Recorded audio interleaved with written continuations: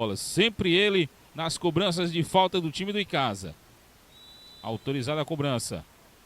Vai lá o Teles, de perna canhota, bateu aberta ali.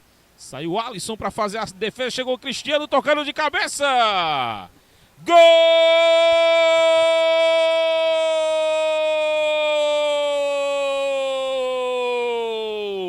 do Icasa! Cristiano, camisa número 4, após a cobrança de falta, o Alisson saiu, não achou nada. Sobrou ali para o Cristiano tocar de cabeça, mandar para o fundo das redes. Coloca o time do Verdão na frente, Eduardo Benjamin. Alguém tentava o passe com o Tita. Carlinhos. Melhor para o Luciano Basílio. Agora sim recupera o Carlinhos. Toca no meio, vem o Icasa. Recebe o Joãozinho. Devolveu para a saída do Alisson, bateu pro gol, tá na rede. Gol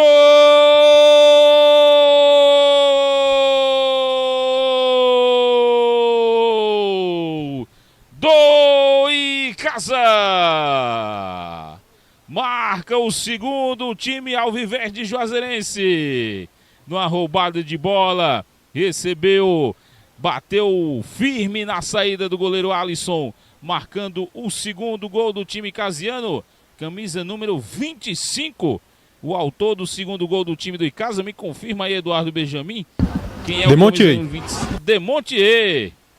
O Demontier marcando o gol do time, acompanhando a gente pelo chat. Parabéns à organização, festa muito bonita, e como é bom ver os nossos craques master desfilando em campo.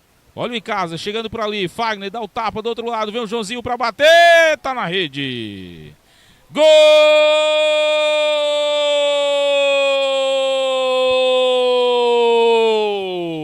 do Icasa.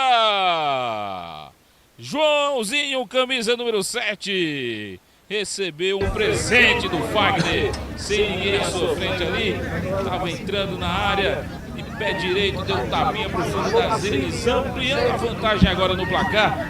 3-0 pro time do Icasa, Eduardo Benjamin. Será que vai ter o grito de campeão? Será que vão soltar o grito de campeão o time icasiano? Tá lá erguendo o troféu.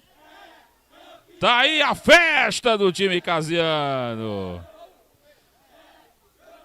É campeão do quadrangular da amizade, o time do Verdão do Cariri. Recebendo aí o troféu Tico da Liga, fazendo a festa, conquistando.